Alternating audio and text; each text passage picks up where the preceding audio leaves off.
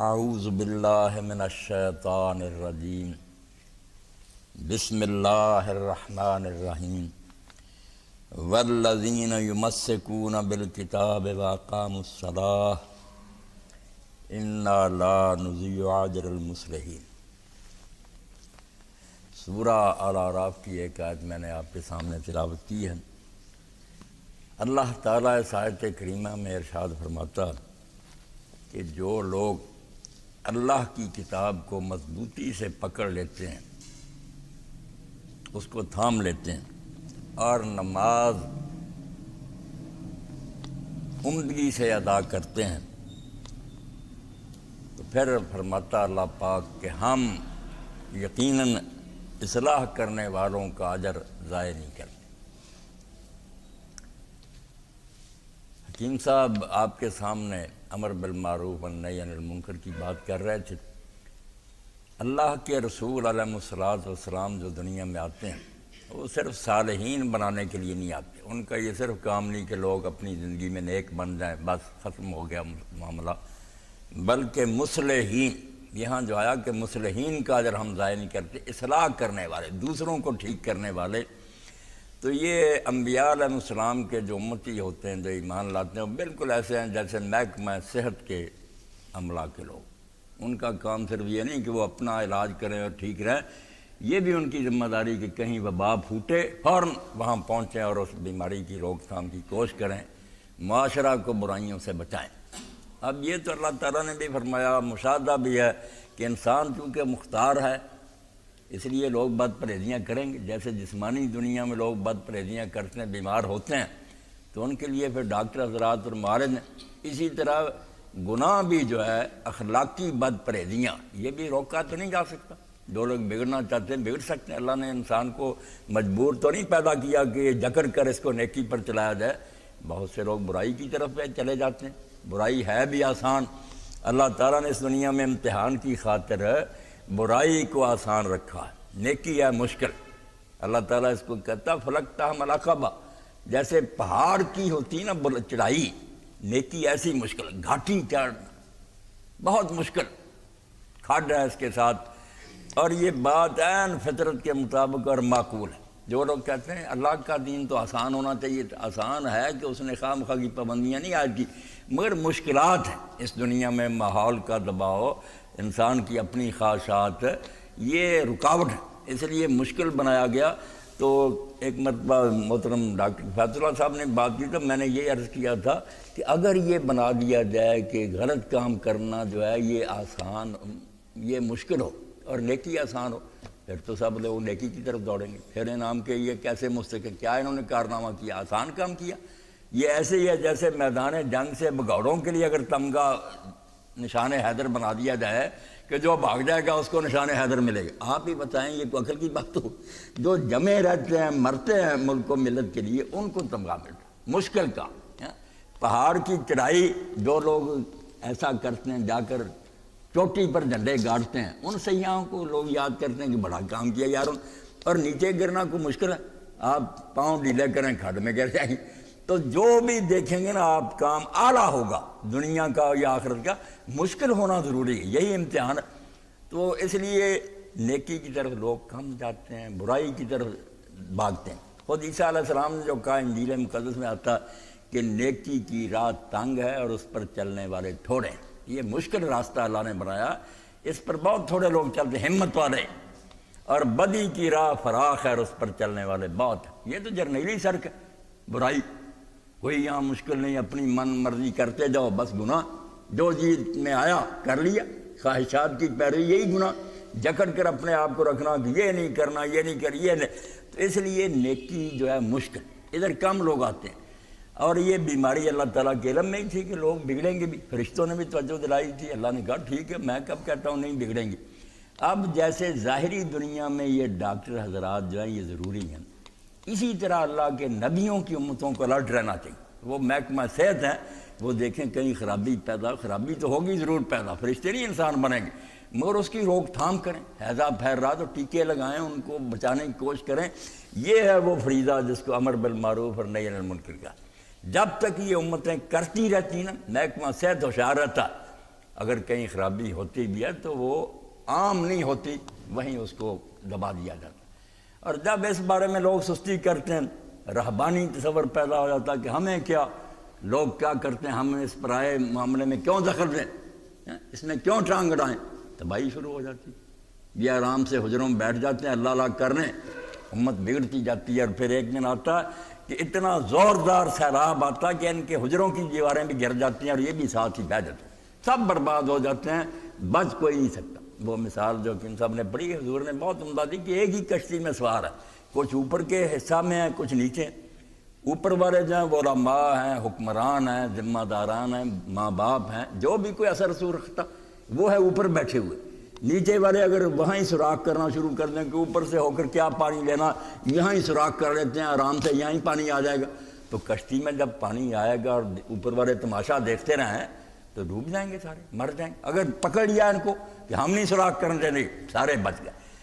اسی لیے حضرت علی رضی اللہ تعالیٰ عنہ کا قول نہج البلاغہ اتنا اونچا ہے، فرماتے ہیں وَمَا الْجِهَادُ فِي سَبِيلِ اللَّهِ وَأَعْمَالُ الْبِرِّ كُلُّهَا، جہاد بھی اور باقی ساری نیکیاں بھی، عند الامر بالمعروف والنہی عن المنکر، سارے ایک پاس طرف رکھو، جہاد، ساری نیکیاں، نماز، روزے، حج، اور یہ عمل جو ہے کہ برائی نہیں ہونے دیں گے اور نیکی کا حکم دیں گے، یہ ایک طرف رکھو۔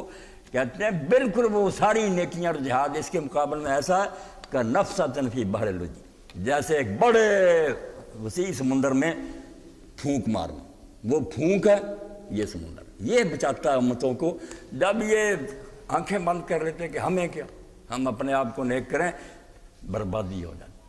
اور اسی لیے اللہ کے رسول علیہ السلام نے فرمایا کہ اللہ کچھ لوگوں کے برا کام کرنے سے دوسروں کو سزا نہیں دیتا، مگر جب یہ حالت ہوتی ہے نا، کرتے ہیں اور دوسرے خاموش رہتے ہیں، روکتے نہیں، پھر اللہ تعالیٰ عزب العامۃ والخاصہ پھر سب کو رگڑ دیتا، پھر وہ امتیں نہیں بچتی۔ وہ جو زاہد عابد ہوتے ہیں نا ان کو بھی سزا ملتی، بلکہ زیادہ۔ حدیث پاک میں آتا اللہ نے جبریل علیہ السلام کو بھیجا کہ جاؤ فلاں بستی کا تختہ اٹھو، برباد کر دو۔ اب انہوں فرشتوں نے کہا اللہ، وہاں ایک ایسا درویش نظر آیا عابد کہ ہمیں اس کے اعمال نامہ میں کوئی گناہ نہیں کرا، وہ عبادت میں اس کی عمر گزری۔ اللہ تعالیٰ نے فرمایا جس حصہ زمین پر یہ بیٹھا نا، پہلے اس کو اٹھو، تباہ کرو، ساری دنیا برباد ہوگی۔ حجرے میں بیٹھا رہا، اس کے چہرے پر شکن نہیں آئی، اس کو کبھی یہ غیرت نہیں آئی کہ اللہ کے دین کی بربادی ہو رہی ہے۔ یہ باہر نکلتا روتا چلا، کوئی مانتا نہ مانتا، اس نے کبھی اس بارے میں کوئی حمیت نہیں دکھائی، غیرت نہیں دکھائی، بے غیرت ہو کر بیٹھا رہا، اس لیے پہلے اس حصہ کو تباہ کر۔ تو اللہ مصلحین چاہتا ہے کہ اصلاح کرنے والے لوگ خود اپنے آپ کو نیک نہ بنائیں، بلکہ محکمہ صحت کی طرح دوسروں کو بھی بیماریوں سے بچانے کی کوشش کریں۔ تو اس کے بارے میں فرما دیا کہ اصلاح نہیں ہوگی، دیکھیں مختصر آیت ہے، مگر پہلے فرمایا اصلاح کس سے ہوگی؟ اللہ کی کتاب کو مضبوطی سے پکڑو، سارے ازم تم مارو گے، سارے نظام چکھ لو گے، نہ سوشلزم سے مسئلہ حل ہوگا، نہ سرمایہ داری نظام سے حل ہوگا، نہ جمہوریت کچھ فائدہ دے گی، نہ بادشاہ دے گی، سارا کچھ لوگوں نے دیکھ لیا۔ جلال بادشاہی ہو کہ جمہوری تماشا ہو، جزا ہو دین سیاست سے تو رہ جاتی ہے چنگی۔ ہمارے یہاں نہیں، جہاں بالکل انتخاب ہوتے ہیں وہاں کا بھی پڑھیں، بڑے بڑے لوگ جو آتے ہیں کانگریس میں امریکہ، وہ یہودیوں سے قرضے لیتے ہیں، بڑا پیسہ خرچ کر کے وہ جیتتے ہیں اور وہ سارے پھر بک جاتے ہیں۔ انہوں نے پیسہ دیا ہوتا ہے، وہ کہتے ہیں اب ہماری مرضی کی بات، اس لیے وہاں پھر وہ صحیح بات نہیں کرتے۔ ہر جگہ صرف ڈرامہ ہوتا ہے کہ بیلٹ بکس ہیں اور یہ ہیں، ہماری طرح ذرا دھاندلی نہیں ہوتی، مگر وہ سارے خرچ کر کے جن سے پیسے لیے ہوئے ان کمپنیوں کے، ان لوگوں کے، وہ ممنون ہوتے ہیں، حق نہیں کہہ سکتے۔ تو دین جو ہے نا، اللہ والذین یمسکون بالکتاب، اللہ پاک فرماتا اگر اصلاح چاہتے کہ دنیا سمر جائے، کوئی نظام نہیں اس کو ٹھیک کرے گا، نہ سکول، نہ شرح خواندگی، نہ معیشت کا استحکام۔ ایک آدمی کو کروڑ پتی بنا دو، سب حرامزادے بنتے جائیں گے۔ جوں سائنس پڑھیں گے، بینکوں کے لاکر توڑنے کی انہیں ترکیب سوچ جائے گی۔ دیکھا نا برے والا بینک جو کس طرح وہ سلنڈر لے گئے اور مضبوط دو دروازے تھے اور سارے لاکر توڑ لیے، کروڑوں لوٹ کر لے گئے۔ کون ٹھیک کرے گا؟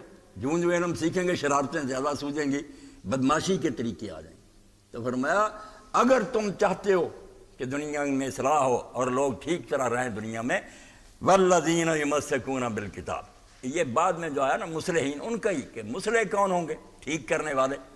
فرمایا ٹھیک کرنے والے وہ ہوں گے جو اللہ کی کتاب کو مضبوط پکڑیں گے۔ مضبوط ایک پکڑنا ہماری طرح کہ قرات کی محفلیں ہو رہی ہیں، وہاں حسن قرات کے مقابلے کس نے خوشلانی سے قرآن پڑھا، واہ واہ واہ واہ واہ، کانوں پر ہاتھ لیے عبد الباسط نے جھوم رہا، اور ہم کہتے ہیں سبحان اللہ تلاوت ہو رہی ہے۔ کیا تلاوت کا فائدہ؟ موسیقی بنا دیا قرآن کو، ہاں؟ اور یہی سمجھ لیا، جھوٹی روایتیں گھڑ لیں کہ جیسا آدمی کا بیٹا حافظ قرآن ہو گیا 10 آدمی اس خاندان کے جو ہے نا دوزخ کے مستحق ہو جائے۔ یہ الفاظ بڑا حدیث میں ذکر کر دیے کہ دوزخ کے لائق اس کی سفارش سے چھوٹ جائیں گے۔ اب یہ بڑے بڑے جو ہے نا ملوں کے مالک دوسرے نہ نماز پڑھتے ہیں نہ وہ حافظ بچے کو کوئی پرواہ، ایک آدھا پڑھوا دیتے ہیں کہ بس ساری دنیا کو لوٹو یہ چھڑا لے گا۔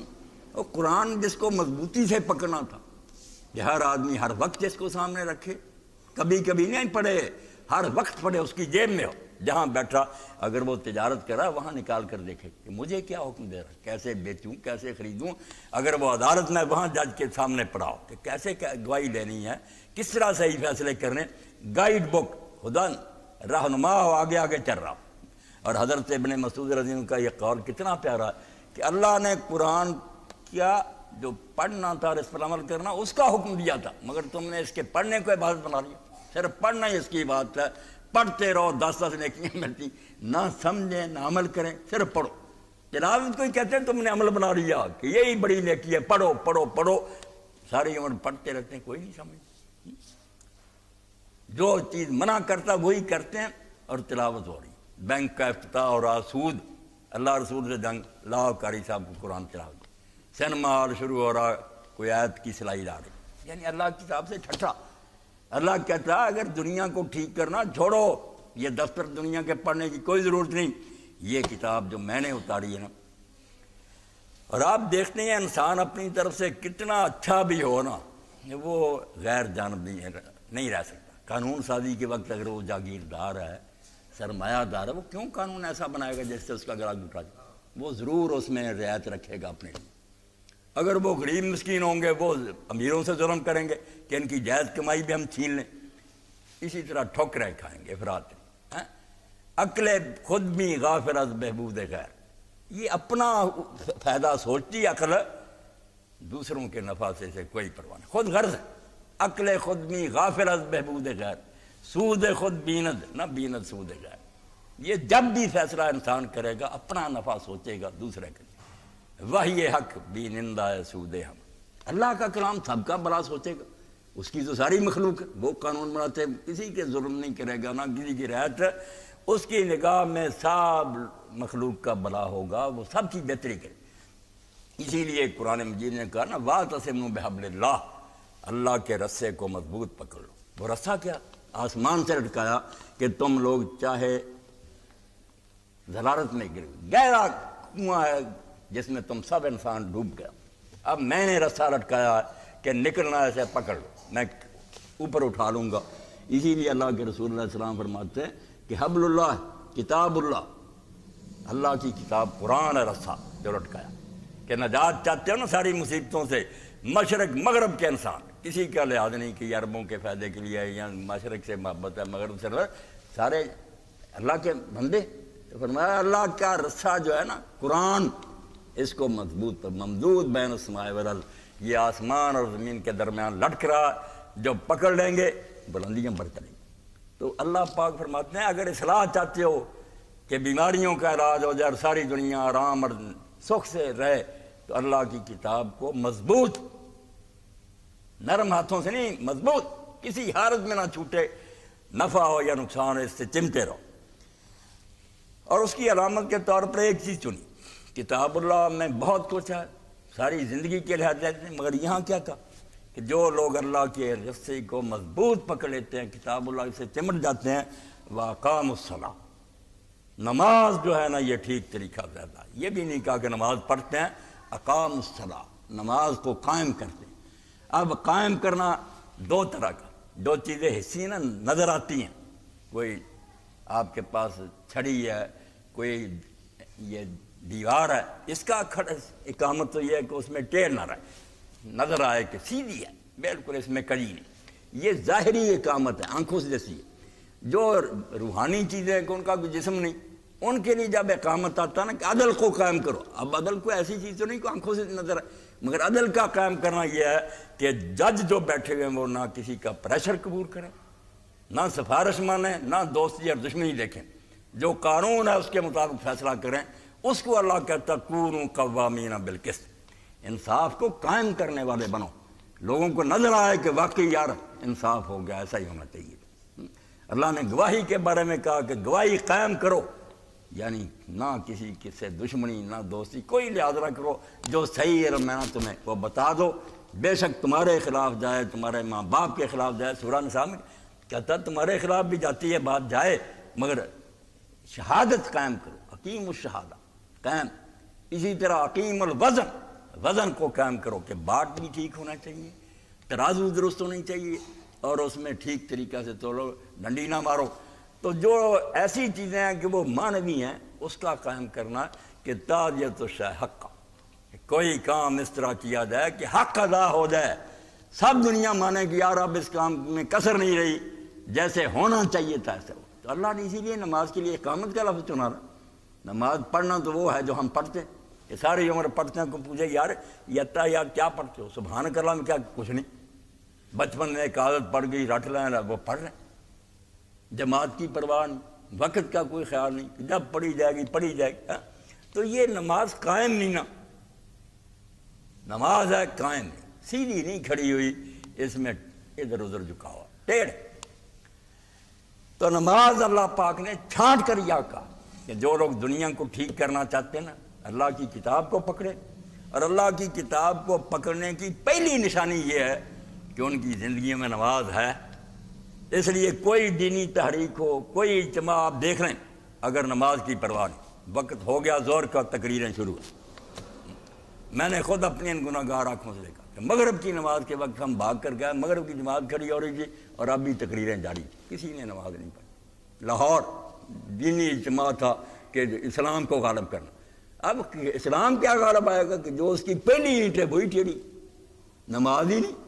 نماز تو ایسی ہے کہ اگر اس کو ٹالا جا سکتا تو اللہ کے رسول علیہ السلام کو اللہ صلاۃ الخوف کیوں سکھاتا کہ اگر دشمن ہیں کھڑے سامنے، بالکل جنگ کے لیے تیاری ہے، اس وقت نہیں فرمایا کہ سپاہی جو ہیں آدھے آ جائیں، وہ آپ کے پیچھے نماز پڑھیں ایک رکعت، پھر آپ دیر تک کھڑے رہیں، وہ دوسری رکعت خود اپنی پڑھ کر اتحیات پڑھ کے چلے جائیں، امام کھڑا رہے، لمبا کرے کیا، دوسرے آ جائیں وہ ایک اس کے ساتھ پڑھیں، پھر ایک اٹھ کر بعد میں اپنی پڑھ لیں۔ اس وقت بھی معافی نہیں دی کہ نماز نہیں، دین کیا ہوگا، اسلام کو کیا قائم کرنا۔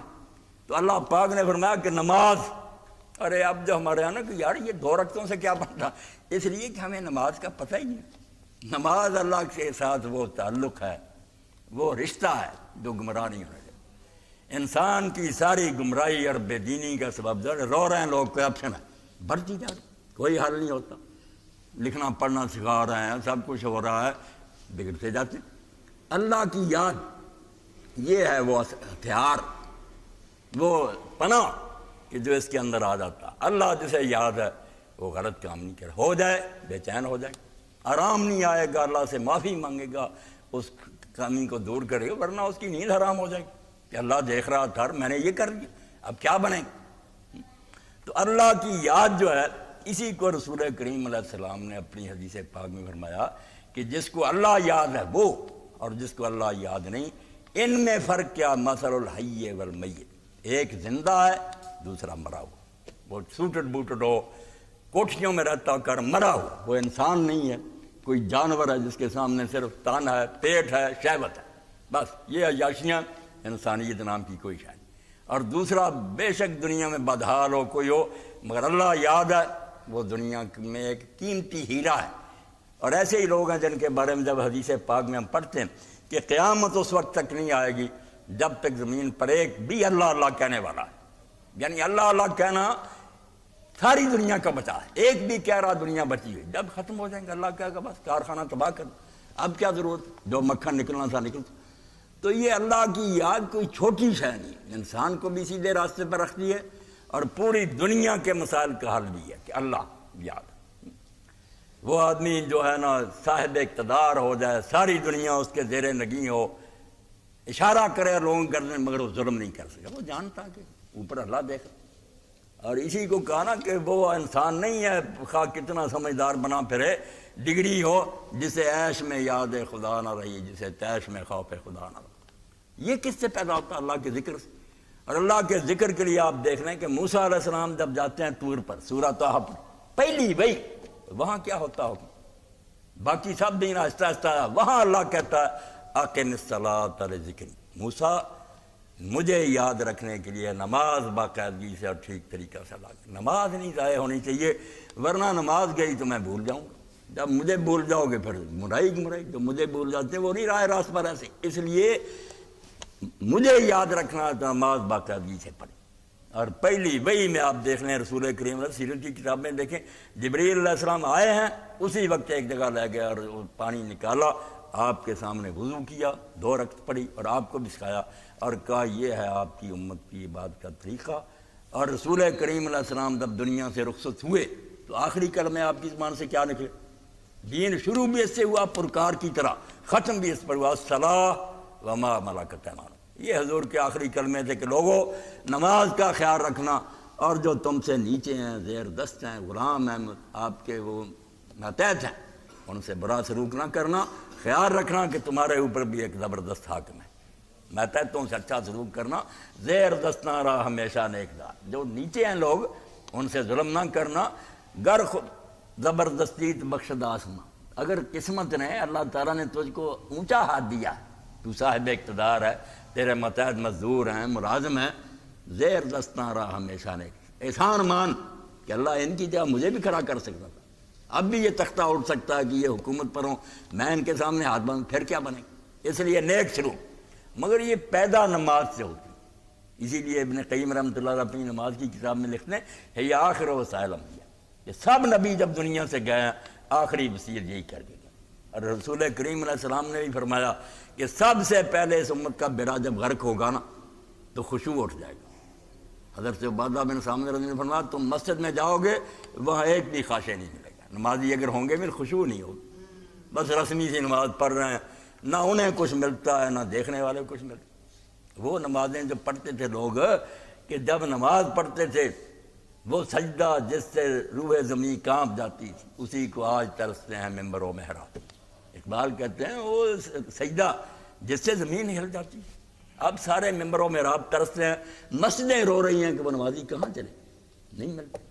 ورنہ وہ نماز میں جب کھڑے ہوتے تھے، فقیراں چوں بمسجد صف کشیدن گریبان شہنشاہاں دریدہ۔ اقبال کہتا وہ فقیر، کپڑے پھٹے ہوئے، جوتیاں ٹوٹی ہوئی، یہ ظاہری چیزیں نہیں ہونے چاہیے تھی، مگر ایک شاید تھی ان کے پاس، اللہ کی محبت اور یاد۔ فقیراں چوں بمسجد صف کشید، جب وہ مسجد میں صفیں باندھتے تھے نماز کے لیے اور نکلتے تھے، گریبان شہنشاہاں دریدہ، بادشاہوں کے گریبانوں نے پھاڑ دی، تختوں سے اتار کے ادھر پھینکا اور حکومتیں ان سے چھین لی۔ درویشوں نے ورے چوں دل میں آنے سینہ افسر، جب صوفی آ گئے، پیر آ گئے، درویش آ گئے کہ چھوڑو یار دوسروں کی فکر، اللہ اللہ کرو، انہوں نے بیڑا غرق کر دیا۔ جو امت تھی نا محافظ ہے، جن کا کام تھا کھیت کی رکھوالے، سو گئے، جانوروں نے سارا چگ لیا پھر کھیت۔ بننا کھیتی بچ روے جے راکھا روے سچے، اگر محافظ ہوشیار روے تو کیوں کھا جائیں گے جانور؟ جب سو گئے سلا دیا نا کہ اللہ اللہ کرو، چلے کرو، مراقبے کرو، بس ادھر لگا دی۔ فقیر بڑے چو دل میں آنے سینہ افسر، مگر کہتے وہی امت جو بادشاہوں کا گریبان پھاڑتی تھی، جب ان کے سینوں میں دل مر گئے، وہ جذبہ نہیں رہا، جوش نہیں رہا، دین کے غلبے کی فکر چھوٹ گئی، یہ انفرادی معاملہ بن گیا، مسلمانہ بدرگاہ خزینہ۔ تو نتیجہ یہ نکلا دوسروں سے تخت کیا چھینے تھے، مسلمان خود درگاہوں میں گھس گئے کے لفظ استعمال کیا، جیسے چوہا بیل میں گھس جاتا ہے، گھس گئے، بیٹھے ہوئے ہیں، اللہ اللہ ہو رہی ہے، کفار حکومت کر رہے ہیں، ان کا ناطقہ بند کر رکھا، یہ روتے ہیں، کوئی سنتا ہی، وہ مذاق کرتے ہیں کہ خاکے بنا دیے، تب کیا ہوا، کیا کر رہے ہو تم لوگ، الٹا ہمیں ذلیل کرتے ہیں۔ تو اللہ فرماتا ہے اگر واقعی تم چاہتے ہو نا کہ دنیا کو ٹھیک رکھنا ہے، یہ تمہارا کام ہے، صرف آپ نہیں نیک، تو اس کے لیے اللہ کی کتاب کو مضبوط پکڑو، کسی حال میں اللہ کی کتاب کو پیچھے نہیں پھینکنا، جو یہ کہے حکومت اس کے مطابق کرو، تجارت اس کے مطابق کرو، عدالتیں اس کے تحت کرو، جہاں جہاں ہونا اس کے احکام کی پابندی کرو۔ اور اس کے لیے نسخہ بتا دیا کہ قرآن پر عمل کرنے کے لیے جو چیز تمہارے پاس ہونی چاہیے، جو سارے دین کی محافظ ہے، وہ نماز باقاعدگی سے ادا کرنا۔ اس لیے روایتوں میں آتا ہے کہ امام جعفر صادق رحمۃ اللہ علیہ جب فوت ہوئے تو ان کی بیوی تھی ام حمیدہ، اس کے پاس ان کا امام صاحب کا ایک شاگرد آیا ابو بصیر، تو انہوں نے کہا ابو بصیر کاش تو اس وقت ہوتا جب امام صاحب کی موت ہوئی۔ تو اس نے کہا اماں کیا کہا اس وقت؟ تو فرمایا امام نے اپنے ساتھی جو تھے ان کو کہا کہ لوگوں سن لو، جس شخص نے نماز کو معمولی کام سمجھا، چھوڑا نہیں، معمولی سمجھا بھی یہ بھی ایک کام ہے، ہو جائے گا جب ہو جائے گا، لم تنلہ شفاعتنا، وہ قیامت کے دن اگر ڈھونڈے گا نا کہ اللہ کا رسول اور اس کے خاندان کے لوگ سفارش کریں، نہیں شفاعت نصیب ہوگی۔ کیا سفارش کریں اس کی، جس کم وقت کو یہ بھی خیال نہیں آیا کہ سارے کاموں سے ہم، نہ جہاد نہ کوئی تبلیغ، کچھ نہیں، جب وقت آیا سب سے پہلے اللہ کے سامنے جھکا۔ نماز کو جس نے اہمیت نہیں معمولی سمجھا اس کو سفارش کیا نصیب۔ اسی لیے قرآن پاک حضرت اسماعیل علیہ السلام کان یامر اہلہ بالصلاۃ، اپنے خاندان کے لوگوں کو نماز کی تاکید کرتے۔ عیسیٰ علیہ السلام فرماتے ہیں اوصانی بالصلاۃ، اللہ نے مجھے نماز کی ہدایت کی ہے جب تک میں زندہ رہوں۔ پہلا کام تھا نبی نماز کا کرنا۔ اب نماز دیندار لوگوں میں بھی وہ اہمیت نہیں رکھتی جو اصل میں ہم بھی سمجھتے ہیں، نہیں باقی کام بہت دین کے ہیں، یہ کوئی نہیں، ٹھیک ہے ہو گیا، نماز کیا؟ یعنی وہ پہلی اینٹ ہی ٹیڑھی ہو گئی جس پر ساری عمارت کھڑی تھی۔ حالانکہ نماز جو اگر آدمی اس کو سمجھ جائے اس سے زیادہ کوئی پیاری چیز نہیں، اور واقعی اس سے زمین کانپ جاتی تھی۔ نمازی کے کہنے پر اللہ تعالیٰ لوٹا دیتا تھا سب چیزیں۔ میرے ذہن میں ہے کہ حضرت عبداللہ ابن زبیر رضی اللہ تعالیٰ عنہ، انہوں نے کچھ کاغذات دیکھے اپنے والد کے، تو حضرت عبداللہ بن جعفر حضرت علی رضی اللہ عنہ کے داماد بھی تھے، بھتیجے بھی تھے، ان سے کہا کہ میرے ابا جی کے کچھ پیسے آپ کے والد نے دینے، لگی غلطی، دینے ان کے تھے، انہوں نے سمجھ لیا کہ نہیں، انہوں نے بالکل نہیں چاہا، حالانکہ عبداللہ جانتے تھے کہ نہیں دینے، مگر انہوں نے کہا ٹھیک ہے لے لو۔ بڑے سخی تھے سید الجواد، حضرت عبداللہ بن جعفر کی سخاوت مشہور تھی، مفت میں دے دی کہ لے لو۔ بعد میں نے خیال ہوا، کہنے لگے غلطی لگ گئی، اب آپ مجھ سے کوئی زمین لے لیں۔ انہوں نے کہا اچھا، زمین مدینہ شریف کے باہر وہ دی جہاں پانی نہیں چڑھ سکتا، کنجوسی سے کام لیا کہ یہ میں دیتا ہوں، انہوں نے وہ بھی لے لی۔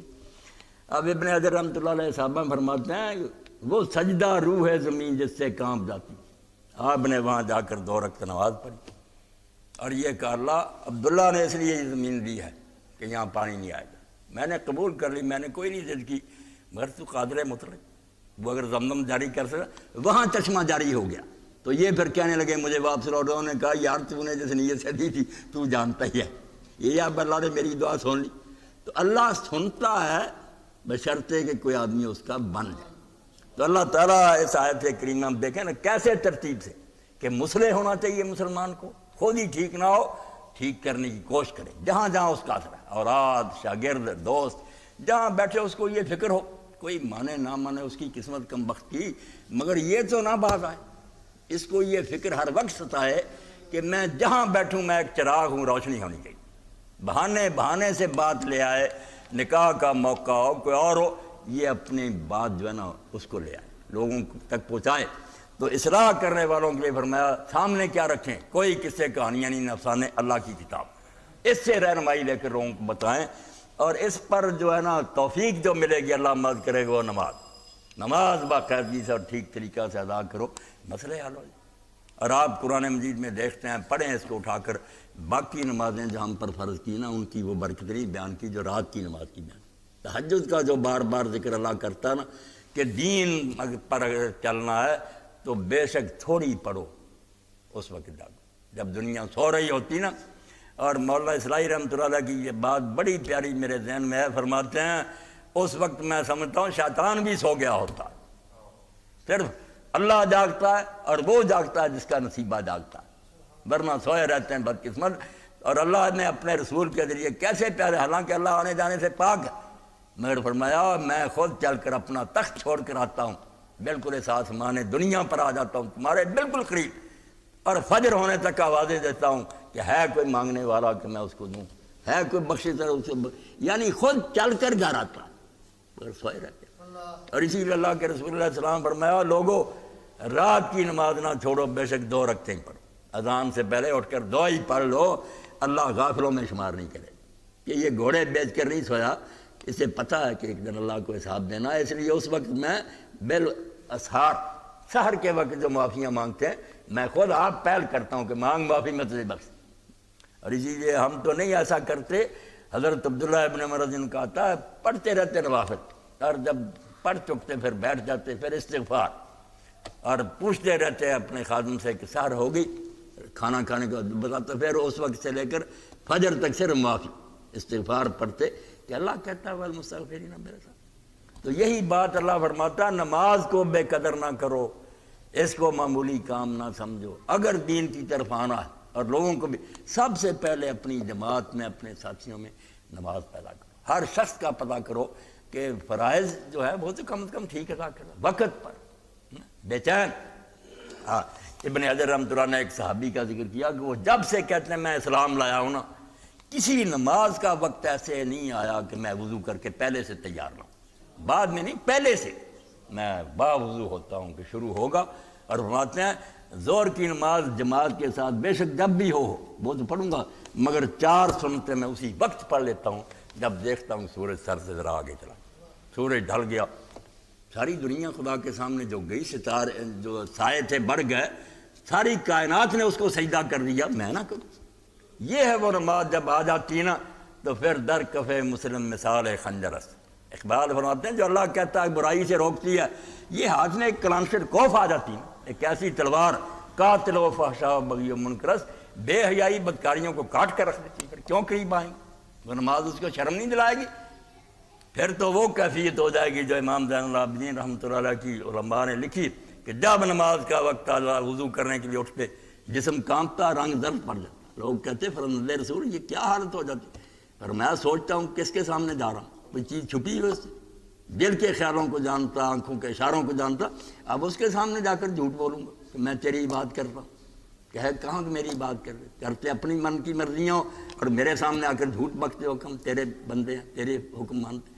تو نماز کے بارے میں اللہ نے اس آیت میں کہا کہ دنیا کی اصلاح کرنا چاہتے ہو تو پہلے اپنے آپ کو ٹھیک کرو، مسلح کرو، اللہ کی کتاب کا علم حاصل کرو اور نماز ٹھیک طریقہ سے ادا کرو، پھر وہ طاقت ملے گی تمہیں کہ ساری دنیا میں اگر تمہیں للکارے تو تم نہیں گھبراؤ گے، اللہ تمہارے ساتھ۔ وآخر دعوانا الحمدللہ رب العالمین وصلی اللہ تعالی علی خیر خلقہ سیدنا محمد وآلہ وصحبہ اجمعین۔ 10 منٹ رہ گئے، کوئی بات ہے کسی ساتھی کے ذہن